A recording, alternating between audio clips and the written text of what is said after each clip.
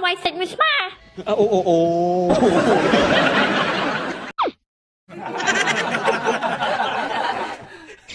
មុននឹងទស្សនាខ្ញុំបាទសូមអភ័យទោសចំពោះម្ចាស់វីដេអូទាំងអស់នៅរាល់ពាក្យពេចន៍លើសលុបត្រង់ចំណុចណាមួយហើយខ្ញុំបាទក៏សូមអរគុណចំពោះការទស្សនាវីដេអូមួយនេះអញ្ចឹង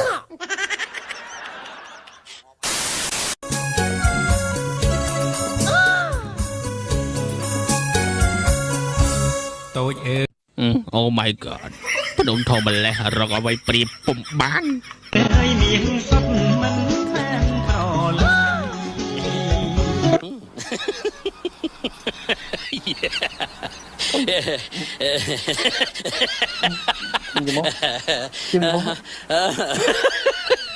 អាធំអញ្ចឹងមានហានិភ័យមែនតាតាមស្រុកផ្ទុះងាប់ឯង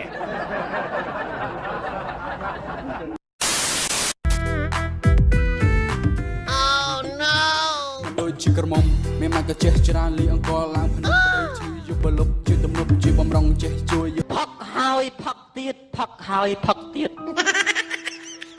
ផឹក13ស្រវឹងด้วยแม่เวียสองสาคณิตสอบอย่างนี้แม่ยศสาวไว้เสร็จมิสมาជួបដៃគូខ្លាំងហើយត្រៀមខ្លួនទៅហើយដល់ប៉ុណ្ណេះដឹកអត់តន់ចកងហើយចាយមួយកុំធ្វើបាបគាត់ពេក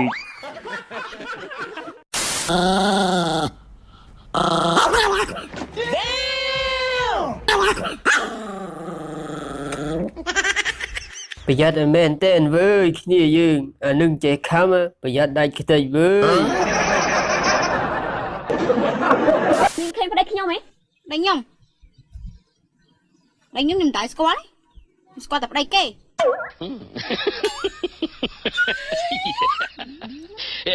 ហើយចាប់ប្តីគេណាឥឡូវវានៅណា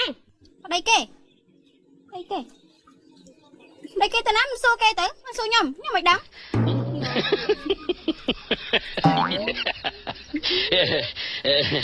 ខ្ញុំក្បាលវាទៅណាឆ្ងាយយើងហៅមើលចិត្តហ្នឹងចំរាយមករត់ទិញត្រីមករកប្តីវាសោះ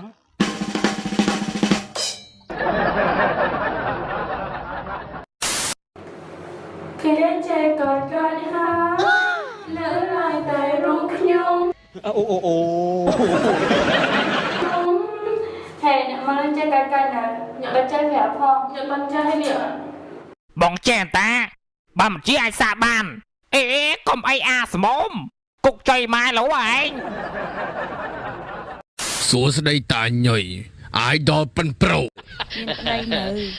ខ្ញុំអត់យល់ទេមែនតាខ្លះសួរខ្ញុំថាចាយមានប្តីនៅហ្នឹងហើយប្តីនៅហ្នឹងហើយចាយរកប្តីបាននៅហ្នឹងហើយចង់និយាយថាមិនមែនចេះតែយកទេប្តីបើយើងយកប្តីតើយើងលះបង់កិលេសតណ្ហាចោលអស់ណូ